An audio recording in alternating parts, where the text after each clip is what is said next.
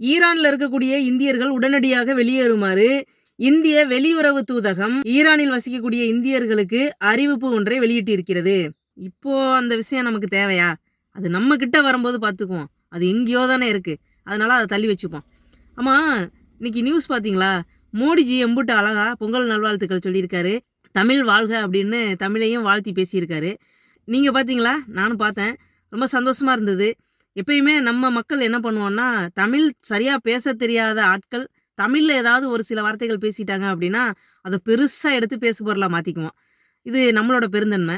அதேபோல நம்ம தமிழ் மக்கள் வெளியில போயி மற்ற மொழிகள பேசத் தெரியாம தப்பு தப்பா பேசுனாலும் பரவால்ல அப்படின்னு தலையில தூக்கி வச்சு கொண்டாடுற அந்த தருணம் யாராவது பார்த்துருக்கீங்களா? அப்படி பார்த்துருந்தீங்கன்னா கமெண்ட்ல சொல்லுங்க. நானும் தெரிஞ்சுக்கிறேன். இன்னொன்னு கவனிச்சீங்களா? சமீபத்தில எடுக்கப்பட்ட ஒரு படம். அத ஹிந்தி திணிப்புக்கு எதிரா தான் அத நாம பார்க்கணும் அப்படின்னு சொன்னாங்க. ஓகே. ஆனா, அந்த படத்துல நடிச்ச நடிகர்கள் அங்க அடைக்கப்பட்டிருக்காங்க. அவங்களுக்கு முன்னால நம்ம ஐயா "தமிழ் வாழ்க" அப்படின்னு சொல்றாரு. ஸோ இதெல்லாம் என்ன? எதுக்கு? அது பொருந்துதா என்ன? அப்படின்னு நானும் யோசிச்சுட்டு இருக்கேன். உங்களுக்கும் அந்த யோசனை எட்டி, ஏதாவது கருத்து அத எங்கேயாவது பதிவு பண்ணலான்னு தோணும்ல? அது என்ன மாதிரியான கருத்துங்கிறத கமெண்ட்ல சொல்லிட்டு போங்க. நானும் தெரிஞ்சுக்கிறேன். நன்றிங்க.